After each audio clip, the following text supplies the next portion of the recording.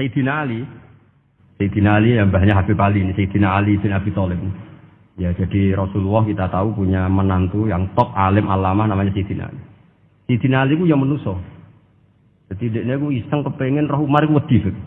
Mergo mangkel. Wong kok ning donya anggere wong tau disentak iku kepengin roh Umar disentak. Wong sak urip-uripe nyentak. Wah. Walhasil Sayyidina Ali ketika Umar wafat, beliau berdoa, ya Allah sabri kasep. Supaya ngerti Umar sing mletene ngono anggere wong disentaki wani gak nyentak mungkar nakir. Itu tok tujuannya. Nah, karena Sayyidina Ali itu orang yang luar biasa, walhasil dituruti oleh pangeran kasep. Wasep melihat mungkar nakir datang itu matanya kalkidril wali kayak apa panci yang mengangai. Seru. Umar baru bangun dari kubur. Sayyidina Ali sebenarnya ingin melihat kalahnya Umar gitu. Ya, niatnya itu ingin melihat kalahnya Umar. Ternyata Umar tersinggung, langsung berdiri. Hei malaikat, kamu itu harus punya akhlak. Kamu tahu saya siapa?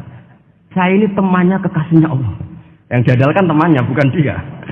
Jadi boleh lah neror malaikat itu boleh. Kamu tahu saya ini siapa? Saya ini temannya kekasihnya Tuhan, kekasihnya Allah. Ya ke sapa? Kancane Nabi Muhammad. Itu panik mungkar nakir. Panik terus matur Allah, ya Allah ini ada orang yang saya teror malah saya diteror. Siapa dia? Umar, temannya kekasihmu. Kata Allah, yo kowe iku yo sing diakhlak sithik, mosok mek kancane Nabi gitu. Semenjak itu terus sopan, jawab mungkar nakir. Tapi Sayyidina Ali gagal ngelihat Umar kalah. Padahal cita-citanya kepira Umar kali-kali kalah. Jadi ada sekian cara untuk apa kalau dibacakan untuk meredam malaikat. Masyhur ada ulama alim alama pekerjaannya mengajar tauhid. Ngajar tauhid lah, mungkin tauhid primbon sampai tauhid apa. Ketika meninggal sama malaikat masih ditanya marbuka manabuka dan seterusnya. Imam Malik datang, "Hei malaikat, ini guru tauhid, sak urip-uripe mulang tauhid, kowe ora tau mulang kok takok sing tukang mulang. Sing sopan." Ya sudah, usah tanya. Jadi cerita seperti ini mungkin orang lain boleh nggak percaya, tapi itu mudawwan, dibukukan di beberapa kitab, dan saya percaya itu karena secara umum kaidahnya adalah ala inna auliya Allahi la khaufun alaihim wa lahum yahzan. Tetap lahumul busyra fil hayatid dunya fil akhirah. Artinya kalau wali itu mengalami ketakutan ketemu mungkar nakir, berarti dia tidak punya busyra fil akhirah. Padahal para wali ini dijamin punya busyra, mendapatkan gembira di dunia, juga mendapatkan gembira di akhirat. Artinya kalau para wali ngalami ditanya mungkar nakir, tumakut, apa mana mbok bayangno kepuyah-puyah, wah itu lahumul busra. Jadi ini, makanya zaman nanti kalau ditanya mungkar nakir, marbuka, saya guru tauhid. Ngajar di Kusyah kelas 6. Wah, harus jelas. Saya kalau ditanya juga gitu, saya guru Minhajul Abidin, ngajar di Habib Ali. Minhajul Thalibin, harus jelas. Kalau Pak Najib lebih gampang, ketua menoro. Lebih gampang lagi.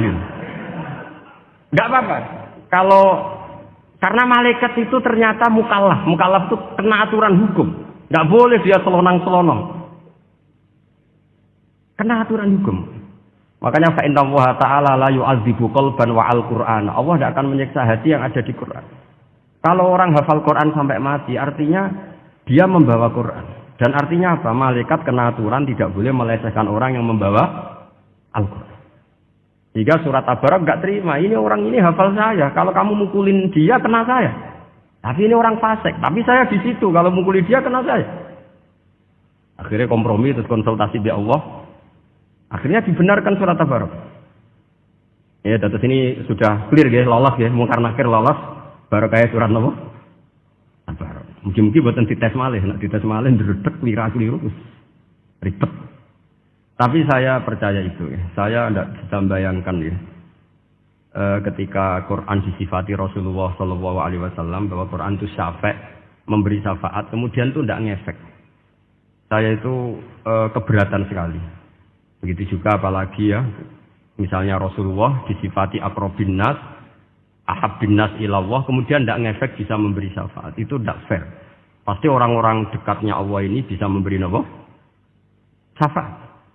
Karena status kedekatannya Rasulullah SAW diantaranya adalah hak memberi apa?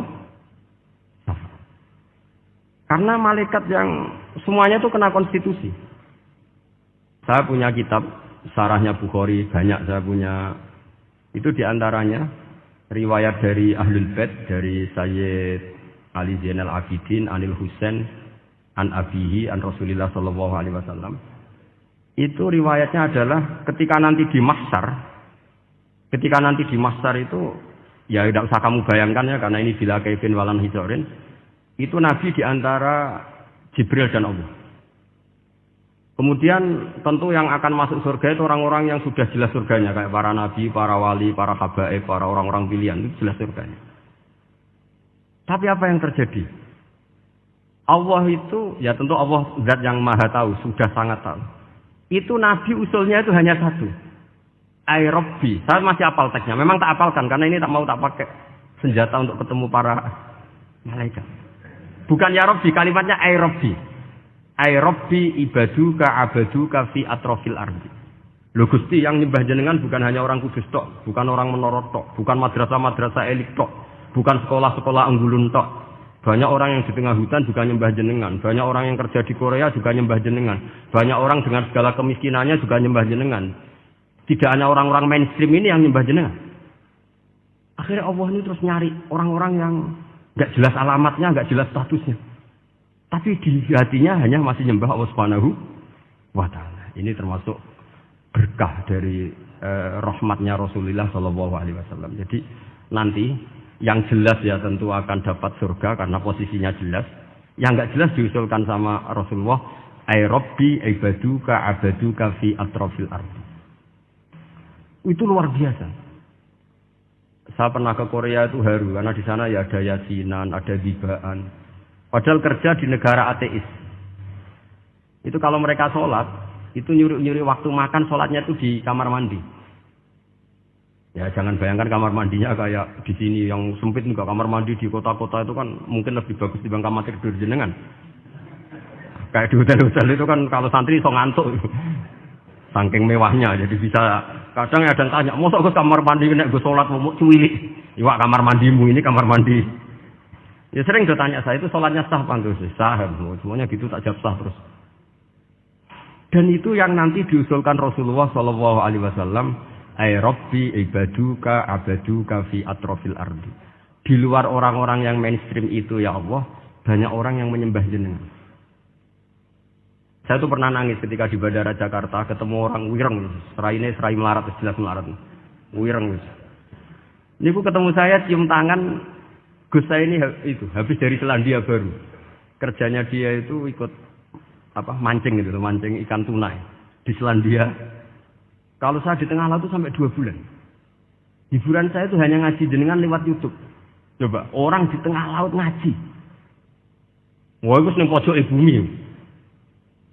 Jadi ini umat Rasulullah Sallallahu Alaihi Wasallam. Makanya kalau suwon jenengan yakin saja terhadap syafaatnya Quran. Karena semua malaikat itu kena aturan. Di antara aturannya adalah tidak boleh menyiksa orang yang di hatinya ada Al-Quran. Fa inna Allaha ta'ala la yu'adzibu qalban wa al-Qur'an. Karena Allah tidak akan menyiksa hati yang ada di Quran, yang ada Qurannya. Jika memiliki jelas ini riwayat saking Ibnu Katsir, pokoknya kalau percaya, apalagi ini didawuhkan Rasulullah Sallallahu Alaihi Wasallam bahwa surat Tabarak adalah disebut munjiyah. Penyelamat juga disebut wakiyah, penjaga. Lalu biasanya orang-orang yang enggak percaya syafaat itu pertanyaannya adalah kan manusia itu wa alaisalil insani ila masa'a. Manusia itu hanya bisa membawa bekal apa yang pernah dilakukan. Itu dijawab oleh ulama-ulama kita ahli sunnah wal jamaah. Entah perlu ditambah anasiyah apa enggak tahu saya. Saya ini kata orang banyak termasuk pengurus PBNU, tapi saya itu tetap nggak pati srek. Kalau ahli sunnah saja, tidak usah ditambahi an-nahdiyah. Karena nanti malah tidak global ini ahli sunnah kok lokal ini jadi ribet. Ya tapi kalau kita di Indonesia ya ditambahi an-nahdiyah tidak apa-apa. Karena mau tidak mau memang apa ya? Dalam hal ikramus sahabah mungkin kita dengan Wahabi itu sama-sama ikramus sahabah. Tapi dalam hal percaya wasilah, kita ini ada miripnya dengan Syiah. Karena Syiah percaya wasilah, NU percaya wasilah. Tapi dalam bab ikramu kulis sahabah, beda kita dengan Syiah. Fa inna Siin itu ada sahabat yang dihormati, ada yang enggak. Akhirnya terus kita karena itu terus bikin ahli sunnah An-Nahdiyah, karena Wahabi itu ya ahli sunnah tapi enggak percaya apa? Wasilah. Ya katanya gitu, kata para pakar-pakar. Saya sendiri hanya nirukan, saya enggak punya kepentingan untuk menganalisis itu enggak. Karena pertanyaan di kuburan itu ya gampang, nanti marbuka, manabiuka itu gampang lah. Tapi ada KNU juga, ada nanti pertanyaannya, wa ma jamiyatuka. Waduh ribet itu. Lama-lama wa ma hizbuka, partai kamu apa? Ribet kan kalau semua orang kreasi nambahin malah ribet kan. Subhanallah wa bihamdihi adada khalqihi wa ridha nafsihi wa zinata arsyihi midada kalimatih. Subhanallah wa bihamdihi adada khalqihi wa ridha nafsihi wa zinata arsyihi midada kalimatih. Subhanallah wa bihamdihi adada khalqihi wa ridha nafsihi wa zinata arsyihi midada kalimatih. Subhanallah wa bihamdihi adada khalqihi wa ridha nafsihi wa zinata arsyihi midada kalimatih. Subhanallah wa bihamdihi adada khalqihi wa ridha nafsihi wa zinata arsyihi midada kalimatih. Subhanallah wa bihamdihi adada khalqihi wa ridha nafsihi wa zinata arsyihi midada kalimatih. Subhanallah wa bihamdihi adada khalqihi wa ridha nafsihi